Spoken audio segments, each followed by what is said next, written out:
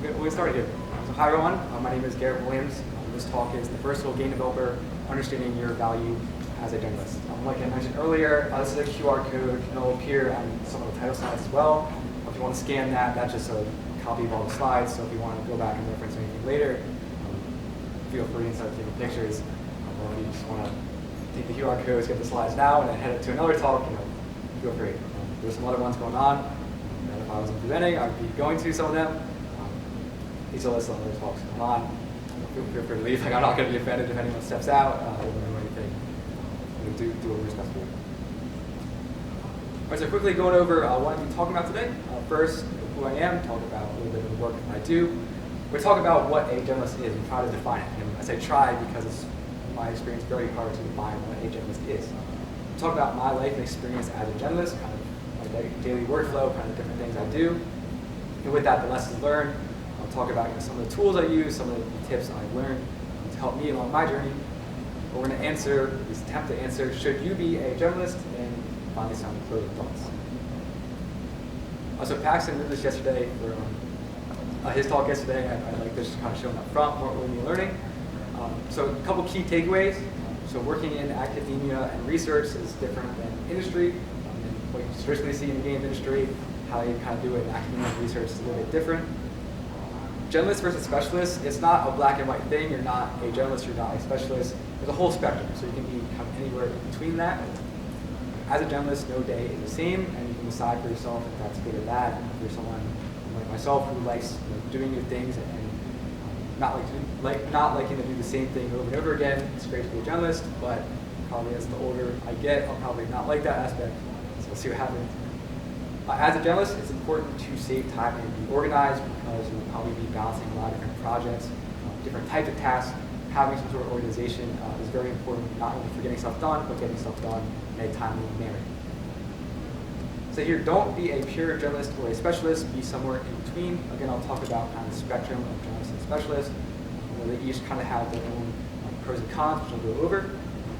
And finally, maybe one of the more important points here, you can follow up later, is that if you're unsure about where you want to work, don't be a generalist. Generalist, I find, ironically, is a specialist kind of role. There's not many different places or companies that you can go where you can be a generalist, especially when it comes to early career.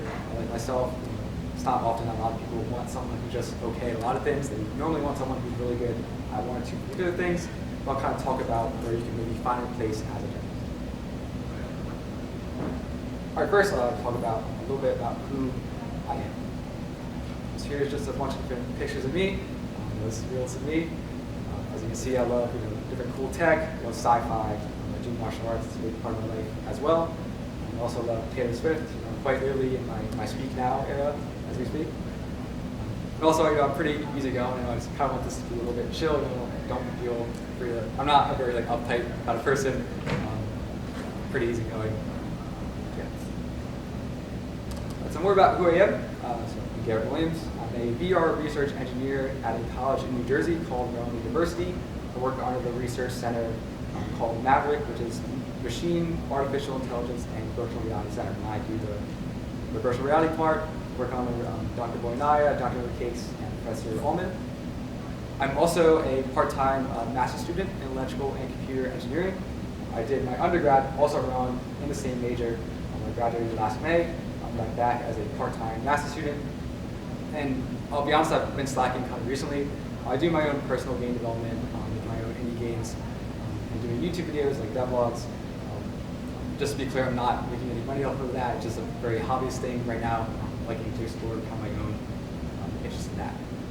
In terms of my experience, during my undergraduate time at Rowan, since after my freshman year, I worked as a student worker at the same VR center. So technically, I've been working at the VR center for like 4 years, about a year more so professionally. This past summer, I was a Creative Developer Intern at Jam3, their design and media agency. We did a lot of work with interactive web design, so I was using things like 3JS. Similar in ways to working with games, they also do some game stuff as well. And since last October, I was back at Rowan University full-time as a VR research engineer, so I am a student as well, but my full-time gig is working at the lab there. So yeah, I'm young. I'm a little bit young, Gen Z. A little bit dumb, sure. I have a lot of things to learn still, but I do have some experience. And I think this is kind of a more unique experience, not just being in academia as a student, but also kind of working there now. How things are a little bit different compared to industry. I'll talk about some of those things with that and how that deals with being a generalist as well. All right, so now to understand what kind of value is as a generalist, first we'll kind of define what a generalist is. So you may have seen examples like these. You know, a generalist is someone who wears many hats. You'll see this a lot in the indie space where you might have a predefined role, but you're ending up doing a bunch of different things, like art, animation, code, kind of whatever needs to be done. You'll see this a lot in small teams as well. If someone needs to pick up the slacking area, that's typically a good place for a generalist. You might also kind of see this diagram of wide versus deep when it comes to skill sets. So you might be very wide as a generalist where you have basic working knowledge and many different skills, but not really kind of specialty that you're really good at. You get on the opposite end where you're a specialist, you have one skill that you're really, really good at, although you don't know much else besides that. Or you could be more of a T-shaped, where you're kind of in the middle, where you have some sort of general knowledge, but you do have a specialty. You'll see this a lot with tech artists, for example. You see in job postings, whatever. You might be a tech artist where you do these kind of different tasks, but you might specialize in VFX or shaders or things like that. And in no way am I comparing myself to Johnny Kim here, but I think he's a great example of someone who just has multiple skill sets and talents. And this is a quote that probably a lot of us have heard before, whether that's talking about journalists or in general. Jack of all trades, master of none. Actually, as I learned from Adam Savage from Mythbusters, is that this is actually not the full quote. The full quote is, Jack of all trades, master of none, but oftentimes better than master of one. This is interesting now because rather than this kind of being a general statement, it's now a little bit of a challenge. Now I would stipulate it a little bit. It says jack of all trades. I think all is a strong word.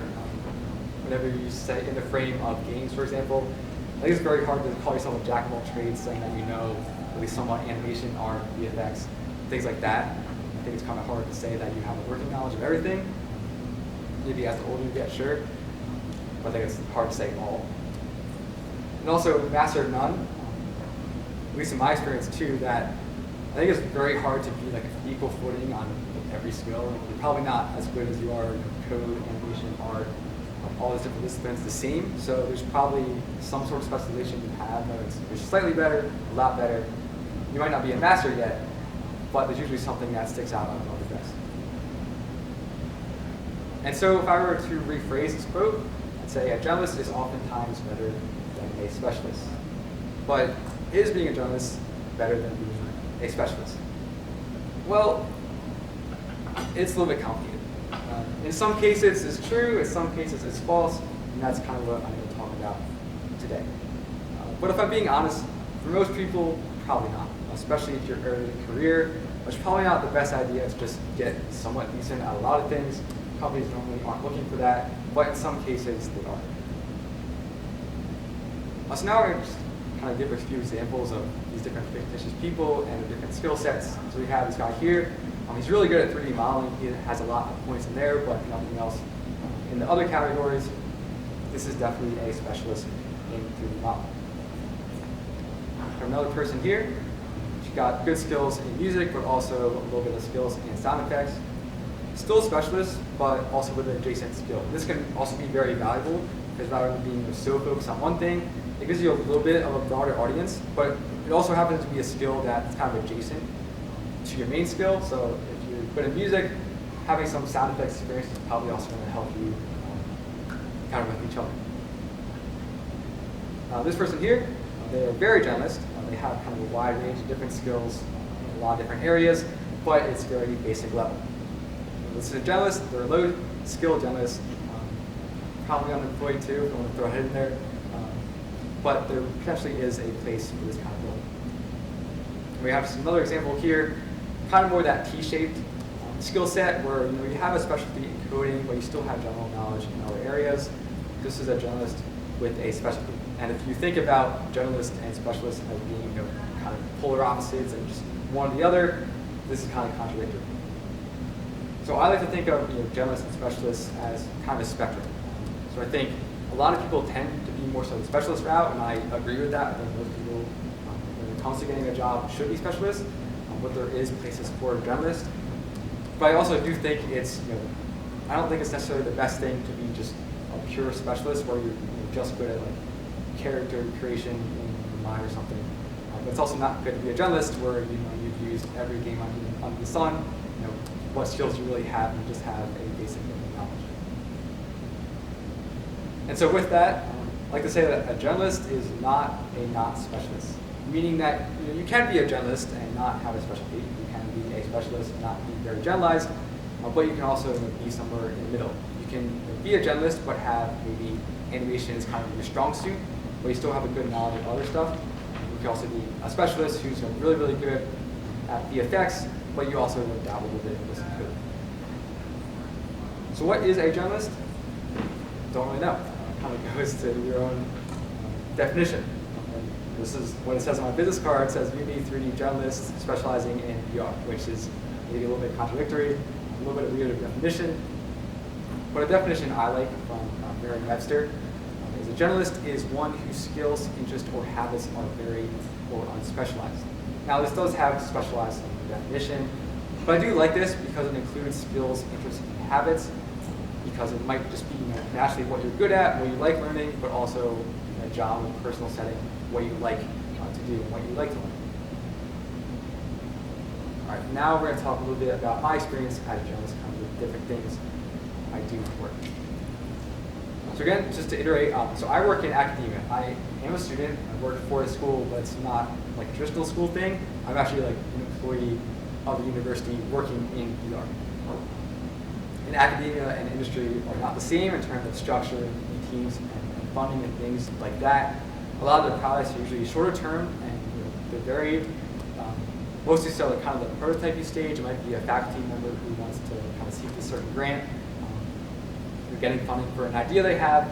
Could be some longer term projects, maybe working with partner organizations. So for example, I've worked on different projects along with Vancouver University Hospital, which is a local hospital back where I'm from. Working with the Federal Aviation Administration, kind of organizations like that. We kind of have these different projects that work together in this academic setting. And basically how the funding goes is typically different than the indie or mainstream industry. Companies basically kind of create a proposal, you seek out a certain grant or getting some sort of funding from like the NSF or some sort of other organization. You get the grant and you do on the project, whether that's for a certain period of time or until you reach a certain deliverable. Project finishes and then either you get refunding or you kind of repeat the cycle with a different grant, a different project. And there's a lot of meetings and paperwork and pivots in between all that.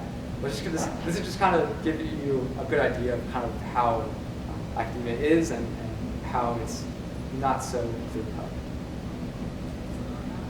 So here's a collage of images, just kind of showcasing some of the different products and tools or hardware I worked on. So I mainly work in VR, so I've done a lot with the Valve Index, the MetaQuest 2. We also have what's called a cave system, which is kind of like the LED walls, a more earlier version of that, where it's projector screens and having mixed reality tracking in that. I'm a Unity stan. We use Unity at work. I have a Unity shirt, water bottle, hopefully praying to the Unity gods that the editor doesn't crash. But I've used a lot of different Unity versions from 2018 pretty much until now, using all the render pipelines at some point, so built-in URP and HDRP. And also when it comes to developing for VR or XR, I use a fair amount of different tools, so using Oculus's OVR, Steam VR, XR Interaction Toolkit. I've been on several different projects, done several different tasks like modeling, coding, things like that. So you can kind of see how my work isn't very clear. It's kind of hard to put a specific role to it other than journalist. So this is my core job. My title is VR Research Engineer, which essentially is a VR developer. I mainly focus on the tech stuff. My degree and my focus really is in engineering, but also you learn in engineering, it's kind of a generalist term as well, because there's a lot of different components that go into making something like this. What my actual job ends up looking like is something like this. So in the top in blue is kind of my additional development tasks. So sometimes I'm doing texturing, 3D modeling, doing more tech artwork like lighting, getting music and sound. We work with a team of biomedical art and visualization artists. Out of school, we have a department and faculty members in that. They'll end up doing some of the hero assets, and there's other like props or side assets that either we can't find assets for or we need to modify, and that's where kind of my role comes in. On the bottom left in orange is kind of the different things that I end up having to do being in academia and also still being a student. So we do a lot of presentations, whether that's to faculty or other members of the university at research days. It could also be to product sponsors who are funding the product, kind of giving them a project update. We also have what's called an engineering clinic program. It's basically where students can have classes where they gain some sort of real world experience or more so tangible experience outside of the classroom. So we have a few different products that we work on with some of the students, which is kind of the same products that we do for normal work. So I end up helping students a lot, getting them caught up into learning Unity and Blender. A lot of times they don't have much experience, so kind of getting them up to speed on those programs itself, as well as our workflow and the products that we currently are working on. And also writing papers is a big part, especially being a grad student, seeking proposals and getting credit for being a research institution. And then finally, in the bottom right, this is more so being on a smaller team, not having that same sort of traditional structure of having product management, like QA people. So I end up doing like video editing just to kind of organize what we've been doing and more so visibly show progress. I think video editing and showing videos is great for getting feedback on things rather than just kind of saying, hey, I coded this feature. It's like most faculty want to see something. So it's good to be able to have some basic skills in that, showcase your work, and some basic project management, some tools of which I'll talk about in a little bit. And I'm not sure if I've said this or not, but in academia, game is not the right word. It's more so simulation. Sometimes when sponsors see the word game, they're kind of turned away a little bit. So more so they're simulations. It is a slightly different purpose. So we're making a medical simulation, not necessarily like a medical game. We're not making a surgeon simulator. We're making simulators to help. And that was a bad example of surgeon simulator. But we're not making games. We're making it for the purpose of training doctors, for training, teaching children about different educational experiences, for training parents, things like that. So I use those interchangeably, but the process, at least on the back end, is very, very similar. All right, so one of the things I do for work, and I think it's very important, and I'll mention that in a bit, is I keep a daily work journal. So basically, every day I write down different tasks I was doing. It might be more development-oriented, saying, hey, I coded this feature, or I made this model. It could also just be emails, working on a presentation, things like that. This is hopefully to give you some more tangible examples of the kind of different work that I do. And this is from this past March of this year. This may be a little bit chaotic and unclear, might partially be due to my PowerPoint skills, but also just generally the work. So there's a lot of different tasks that I have to end up doing. So it is a lot of code base. This month is actually, this past month, probably a little bit less code base than usual because other things came up. Different deadlines come up, whether it's having to write a paper. It's a lot of kind of fighting fires where something has to be due and you might drop everything else and work on that one thing for a few days or a week. So it ends up being kind of varied each day what I end up working on. And then in between common parts, I kind of do what I feel like that generally is moving towards the product goal. All right, so now to get a little bit more into the meat of things, I'm going to talk about what I've learned, talk about my workflow a little bit, and some more tangible tips as well. And one thing that I found both in academia, industry, and personal products is that no product is completely different. There's usually something that you can take away from each project, even if it's going from working on a 2D mobile game to a 3D VR game. There's usually something that you can take from each project, aside from the first project. There's always something that you can take from it. You're never starting on square one. This is very important as a generalist because having to relearn things and having to reuse things is not, or being a generalist, if you're taking on new products and they're very different, you want to have some sort of grounded foundation so you can have success with them. So one of the things about being a generalist is trying to reduce and reuse and recycle, basically minimizing the amount of work you need to do. So reducing the amount of work, asset packs are great for populating environments or UI elements. Again, we're in academia, a lot of the products are more so the prototyping stage, so kind of proof of concepts. So getting assets from like Freesound or CD Trader or Flat Icon, Fab was announced at GDC, sounds awesome. Getting asset packs, even just having something there to show is a lot better than having nothing. This is something a little bit maybe unique to either where you work or academia maybe, was reusing past assets. So a lot of times with the contracts you're able to reuse some work because it's not necessarily like IP-based proprietary. So being able to reuse like buildings or nature assets or UI is very useful, at least for getting a product quickly up to speed, especially if you have deadlines coming up. And also being able to recycle assets. So if you made a past asset or you're modifying existing asset pack, maybe you need to redo the UV or something, or you need to retexture something. Being a generalist gives you the freedom to be able to do that. Rather than just kind of being stuck with what you have or what other people made, you're able to at least somewhat modify assets that you're able to obtain. And so there's this generalist sweet spot, I like to call it. Basically, if you have an asset or you're implementing a feature, it can either be terrible on a spectrum to amazing. And the generalist sweet spot is getting something good enough. So I think that a good enough asset is better than nothing, but nothing is usually better than terrible, because if you show something terrible, you're probably going to turn people away from that. So you kind of want to be at a stage where something's good enough, at least at the start, so it's at least presentable. And also, there might be times where, as a generalist, if I find in my work that I'll be thinking of features or implementing features that maybe aren't necessarily explicit, someone didn't necessarily explicitly ask for. So making something good enough is a good start, because either if I make it good enough, no one really comments on it and just leave it as that, or they give some sort of feedback so I can change it to make it great or amazing. And in the case where I make a feature never that's just good enough and it ends up being cut, I'm not losing too much time. All right, so now I have some more tangible tips. Most of these things I kind of learned in uni and workflow-wise. So a quick tip here.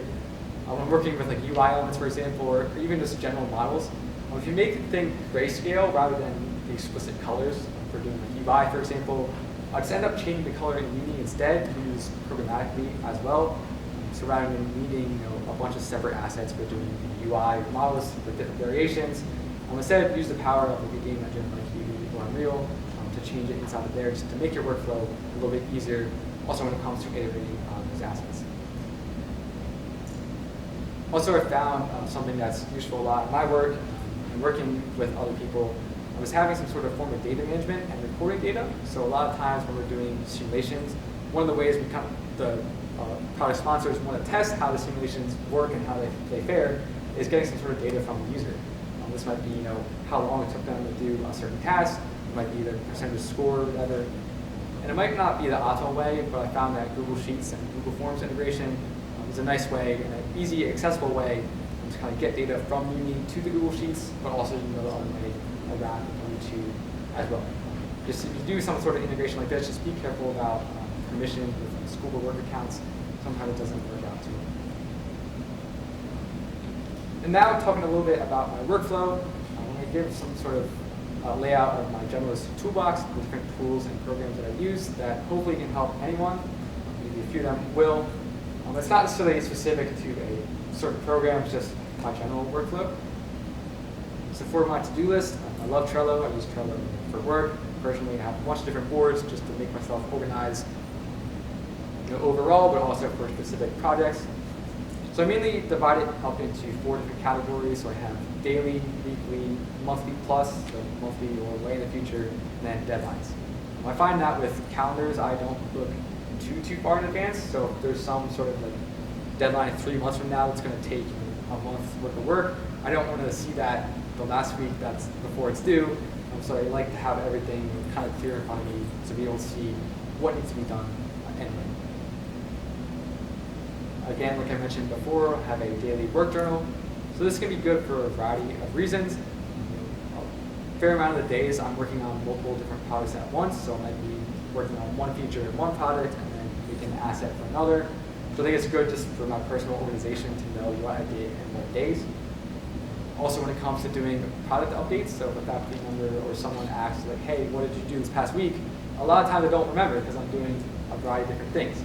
So it's nice to be able to just look back in a journal and see kind of what I did. Having a calendar. So I use Google Calendar. I'm not in too many meetings. Meetings come up, but it's not like my whole day is full of meetings. Depending on your role, it might be different in the company as well. But I think it's just very good to kind of plan around the different tasks and different things that are going on throughout the day.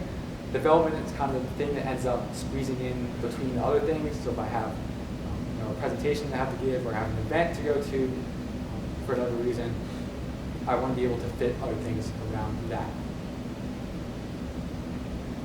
Documentation. It's very important for both working with other people as well as myself. So written documentation a lot of times when it comes to doing proposals or working with the sponsors. Sometimes they'll want specific forms, like requirements documents, things like that. So you're going to need that documentation anyway. But also, I really like to do video documentation. Maybe just being young and I'm more inclined to video. But it's good for both helping students, so showing them how a system sort of works and what the product kind of looks like. But also for myself, I have difficulty trying to build to a certain device. But being able to record that and have the exact process of how I did it is great for later on, whether that's the next day or the next month or next year, to remember how I did it. Backups. Backups are very important. I find, at least personally myself, before getting into kind of some more academic work, when it comes to personal products, I didn't really have a backup, which is bad. So you should have multiple backups. So one of the things with Uni, for example, they have a classic SVM integration for uploading your cloud loads. That's great not only for having a backup in that sense, but also if you're working on a team, having people be able to pull from that and push to that. Having multiple computers, in our case, we have a couple different computers at the lab, so having different product versions on that. So if something happens to one computer, you always have another version on another computer. This is a tip from my boss that I took over. Having like a flash drive under keys is nice, just to make sure that you always have some sort of file storage. If you go to a certain place, you need to get a video file from them, whatever file. That's also really nice to have. Deadlines are very important. This comes from personal work and professional work. Deadlines help me keep focus, making sure I don't waste time on certain tasks. Sometimes you might get in the zone on certain things and spend a lot of time looking at something just because you're feeling it. But when it comes to other deadlines and the more important things that need to get done, deadlines are great to kind of guide me on that. And also, along with that, is having weekly meetings. So I found, just personally, and also being a generalist, it's pretty good to be kind of independent and being able to work more autonomously, especially when you're doing a bunch of different tasks. If it's going to take me, an hour to do one task, 30 minutes to do another, 2 hours for another, I don't want to be going back to my boss or other people like every hour or so saying, hey, what should I do? Hey, what should I do? So having some sort of weekly meetings to help guide me to know the general direction I'm going, but also being independent enough so throughout the course of a day, a couple of days, I'm able to just do things and know what needs to be done. And finally, lo-fi. This is funny and serious. Basically just having some sort of means of focus.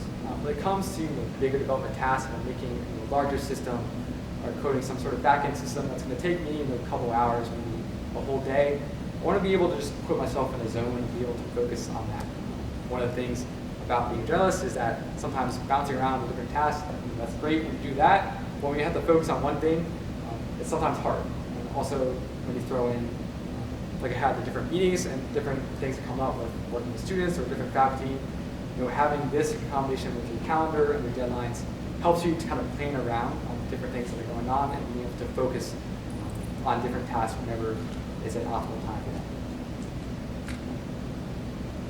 All right, so now we're going to try to answer the question, should you be a generalist? And this is a very difficult choice, at least I found in my experience. I'm someone who, at the start when I started making games in 2015, back in high school, I liked doing all of it, at least to a sense. I'm not great at sound and music, for example, but I still like finding good music and hearing good music. But it can be very difficult if you feel like you want to do different things, or it's kind of hard for you to choose a specific thing to figure out what your kind of place is. So should you be a generalist? It really depends. Here I made some kind of pros and cons of being a generalist. Some of the pros is that I find it very engaging and challenging. Working on different tasks and using different software and things like that, I find it pretty fun. Also while being young, think it's nice to explore kind of different interests and see maybe if there's something later on that I'm more so catered to. Maybe I'll end up not being a specialist later on. It's great for personal products and doing game jams. So personal product wise, if you want to showcase, if you want to say be a gameplay programmer, if you program gameplay and you have some terrible art assets, no matter how good your gameplay is, it's not going to end up looking well. A lot of people, whether they like it or not, are kind of visual first, looking at the cover kind of thing. So it's good to have some sort of skills when it comes to either if you want to showcase your gameplay through art, or you want to showcase your art through some sort of gameplay integration. Having a more generalist mindset, generalist approach helps you with that. It's great for being on small teams because depending on your team and size and skills of everyone, it might not be explicit roles. So you might not have a person explicitly for animation or rigging or things like that. It might just be kind of like, hey, we're all developing this thing. I'm going to take this task. You're better at this task. You go ahead and do that. And being able to pick up the slack wherever's needed. Sometimes you have this I can do it attitude. So having done a lot of different projects, even if it's kind of a basic, smaller term scale, when it comes to taking on new projects, I tend to have an I can do it attitude, whether it's like, okay, I know generally how I want to start this, or at least I have some sort of direction. I might not know how to do it in the end, but I have some sort of direction where it's not as daunting. And a big thing, especially in academia, and also applies to industry as well, is communication. So whenever it comes to doing work, you're communicating with more than just one person. It's not just your boss. You have your boss, you have your coworkers, you might have, in academia's case, product sponsors. So you could have people who maybe don't have technical knowledge, that you need to explain things to them. It might be someone that you're teaching the technical stuff. It could be someone who really knows the technical stuff.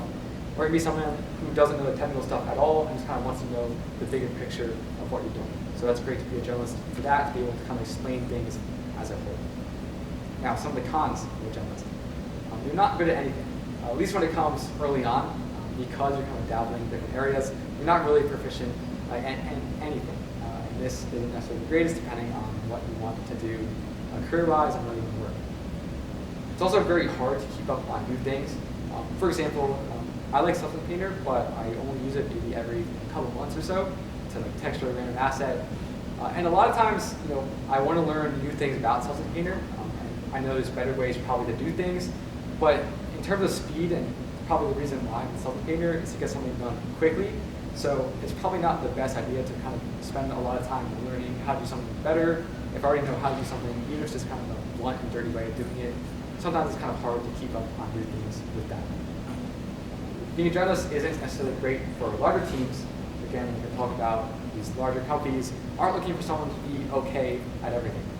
They want people who are really good at a specific thing, because when you combine them all together, it makes the final thing great.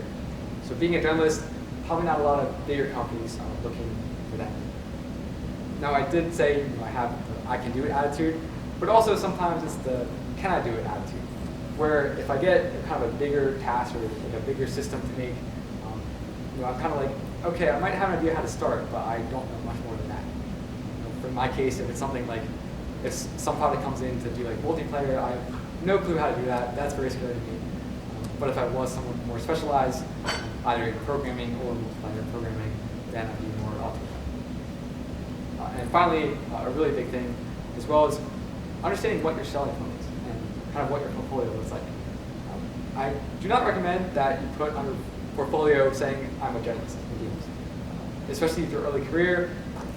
No company's really going to want that, at least not a lot of the bigger ones. Because if you don't know yourself, like what you're good at, then the company doesn't understand what you're good at either. And most of the time, when a company is hiring, looking for a specific role for a specific thing, and if you're a journalist, you don't necessarily have that. It's also difficult sometimes to showcase things on your portfolio. If you have, if you want to do something for gameplay, for example, like I talked about with showcasing your work. If everything is kind of mediocre, if it's okay, it's not going to make for the best portfolio either. So journalists in that sense, if that's what you're aiming for, that's great, but if you're not necessarily the best thing. This is a screenshot from the video by Casey Neistat, where it talks about focus. Everyone has 24 hours a day to put into these different kind of blocks. And as a journalist, you're kind of putting your time into a bunch of different blocks. And In this case, you're never going to be like that block on the right where you're really good at one thing. This is something I realized about myself, and this is not like a negative self-talk thing, but I'm never going to be the best at anything. I just personally, in general, like kind of diversifying and doing these different things, whether that's within games. I like programming, but also like art. Even if I'm not a trained artist, I still enjoy it. But also when it comes to general life, I do game development, do martial arts, with teaching and a student with that. It's personal work, just taking a break, things like that. So as a generalist, you're never going to be the best at anything. Just be aware of that, depending on what you're targeting for your future goals. So in the cases where you should be a generalist, a couple different scenarios here. One is that if your work revolves a little bit more around prototyping, that early proof of concept stage, being a generalist can be great for getting something done quickly, even if it's dirty. Getting something done and put together is great, especially something that's just kind of a proof of concept. If you want to go into teaching, now most of the time when it comes to teaching in higher ed, it's often that you're teaching computer science or you're teaching animation or something like that. But having a general idea of how things kind of fit together, the pipeline of things, is very useful in explaining the reason why you do something. Why do you make a model this way? Why do you program this way? It helps to have this generalist mindset and how things fit into the other disciplines of making games. Being a generalist, as I highlighted a lot, is also great for working on small teams. If you need to pick up the slack on something, rather than just kind of saying, oh, we can't do that. Being able to at least do it somewhat to a decent level is nice when it comes to the early stages, and then later on you can go and iterate and improve on those things. And then finally, if you're someone like myself who just loves making games as a whole, likes the whole kind of process, it's great to be a generalist. If you're wanting to be the next, Eric Barone from Stardew Valley, it's having that generalist approach. And if you want to be solo indie games, you have to be a generalist. You can get a lot of access to things, but you're putting things together, putting it in a whole thing. You need to understand all different disciplines for doing that. And so in the case that you should not be a generalist, one is that working on a big team, which for a lot of different companies that a lot of people want to work for, this is the case. So when you're working on big teams, again, they're oftentimes looking for someone who's really good at a specific thing. And again, when it comes to early career, if you have a little bit of skills in one thing, you're probably going to be at the level where it's not like too good. So if you're a generalist and your skills are fairly low, no one's really going to want that. You really need to specialize in that case just to get yourself in, and then from there, as you learn more things about the industry and as you improve your skills, then you can maybe become a little bit more generalist in that way. This kind of goes hand in hand with lacking experience. If you don't have much experience, if you're looking to work at these bigger companies like EA, Nintendo, Ubisoft, these AAA companies, having experience, having a specialization is good for getting in, but not so good if you have a generalist mindset early on, especially because you don't know anything too well. There's a lot still to learn about their pipelines and how they work with other people. So in those cases, it's not so great to be a generalist. So now closing things up here, some of the key takeaways, these are mostly the same from the beginning. So working in academia and research is different than industry. It's potentially another route. That's something you want to go for.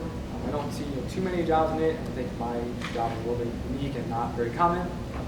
But other institutions, kind of related fields, do things like this. A generalist versus a specialist is a spectrum. You don't necessarily are purely a generalist or a specialist. There's a range of different ways you can go in that. As a generalist, no day is the same. So that might be a good thing, might be a bad thing. Just know that your work is probably not going to be clear during the day, during the week, even during a couple hours. As a generalist, it's very important to save time and organize. I think in any work you do, whether you're a generalist or a specialist or anywhere in between, I think it's good as well. But especially as a generalist, juggling different projects or different kind of tasks, it's very important to stay organized. I don't think it's good to be necessarily a pure generalist or a pure specialist. Having some sort of understanding of how different parts work and maybe a deeper understanding of different areas would be very beneficial. And if you're unsure about where you want to work, don't be a generalist, because again, a lot of these different companies, the mainstream industry companies, aren't necessarily looking for that. But if you are sure about where you want to work, it's something like what I do, maybe more so in these smaller companies, then you can be a generalist. That might be an option for you. here's just a few different references from the images. And thank you.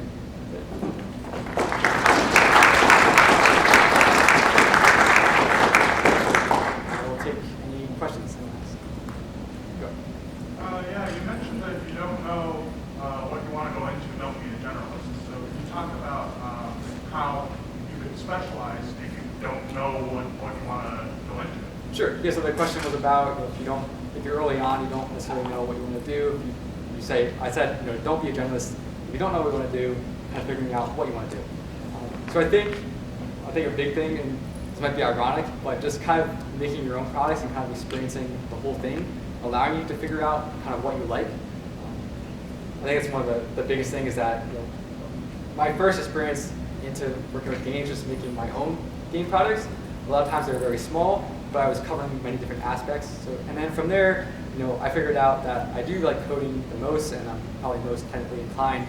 I am engineering background. I did a lot of engineering and computer science stuff in high school. That's just kind of what worked for me.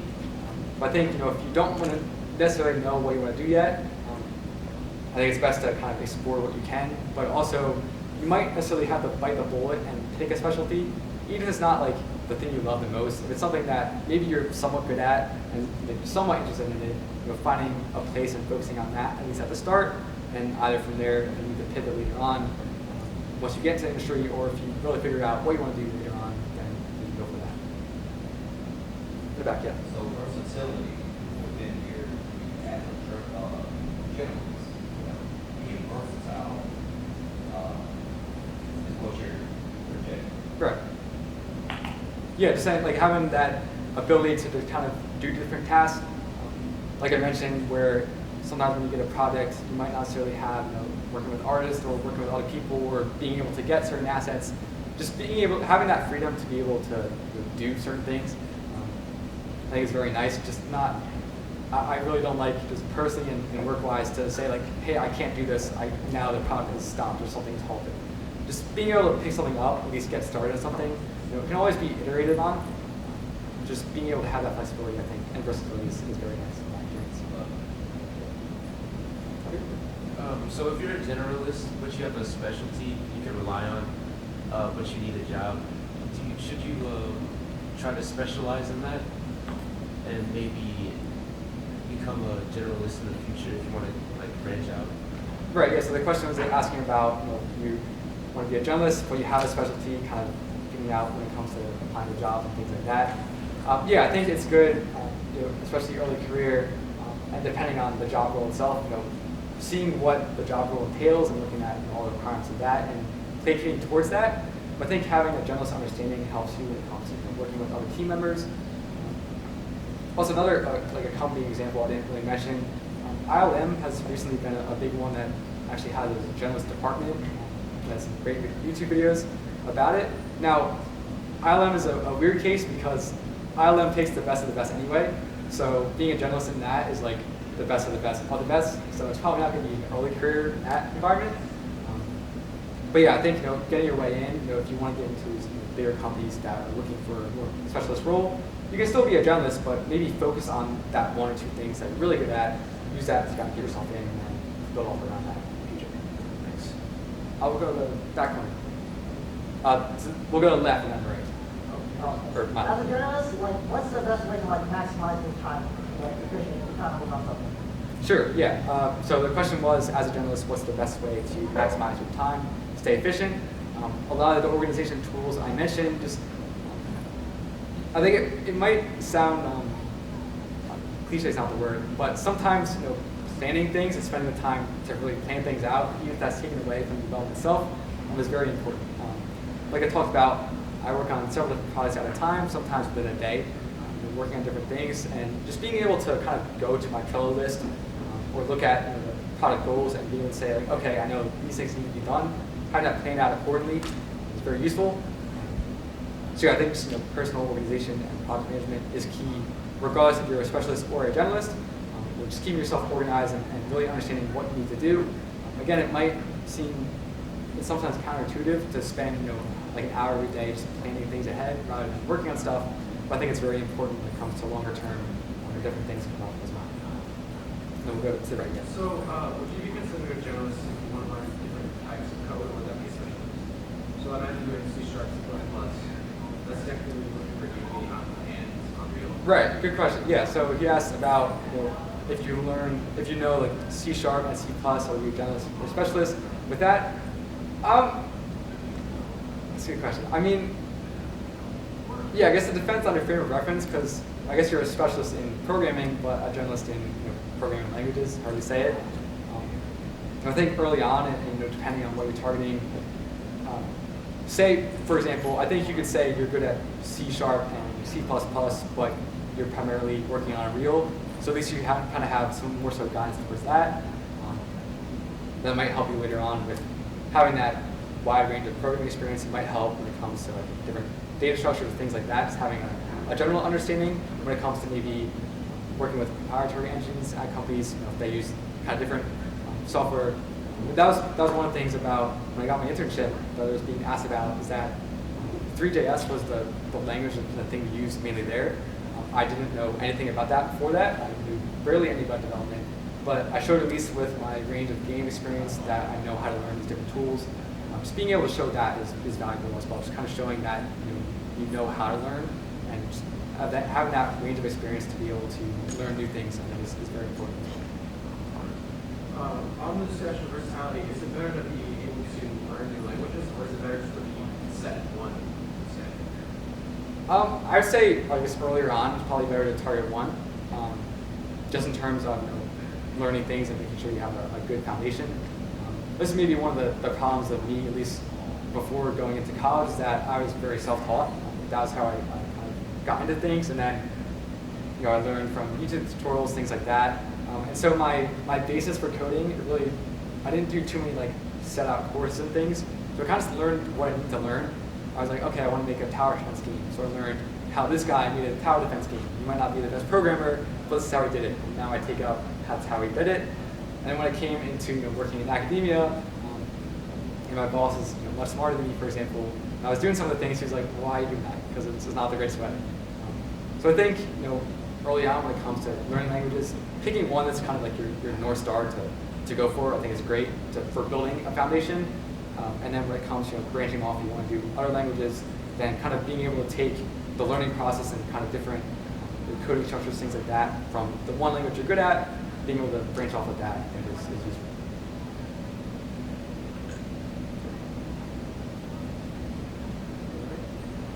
Great, yeah, I'll be hanging around after as well. So if you want to come up, if you're introvert like me, if you want to come up and ask me questions individually, that's great too.